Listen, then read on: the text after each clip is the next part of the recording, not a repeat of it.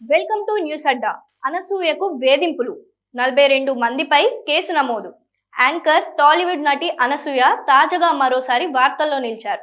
సామాజిక మాధ్యమాల్లో గత కొంతకాలంగా తనపై కొనసాగుతున్న లైంగిక దూషణలు, అశ్లీల దాడులు, బెదిరింపులు, వ్యక్తిత్వ హననంపై అనసూయ చట్టపరంగా పోరాటానికి దిగారు. తాజాగా ఆమె సైబరాబాద్ సైబర్ క్రైమ్ పోలీసులను ఆశ్రయించారు. తనపై సామాజిక మాధ్యమాల్లో వేధింపులు ఎక్కువ అయ్యాయని ఫిర్యాదు చేశారు. తనను వేధిస్తున్న వారిపై కఠిన చర్యలు తీసుకోవాలని కోరారు.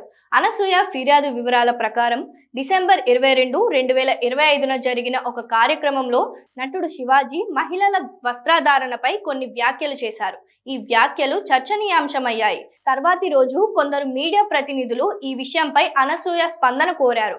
ఈ సందర్భంగా అనసూయ స్పందిస్తూ వ్యక్తిగత స్వేచ్ఛ విషయంలో నచ్చిన దుస్తులు ధరించే హక్కు ఉంటుందంటూ మాట్లాడారు.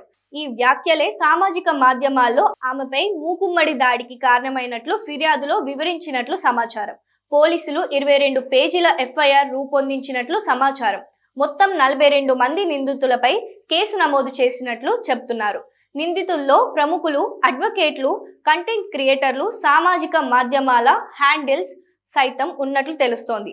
ఏఐని దుర్వినియోగం చేస్తూ తన ఫోటోలను మార్పింగ్ చేసి అశ్లీలంగా మార్చారని ఫిర్యాదులో పేర్కొన్నట్లు సమాచారం.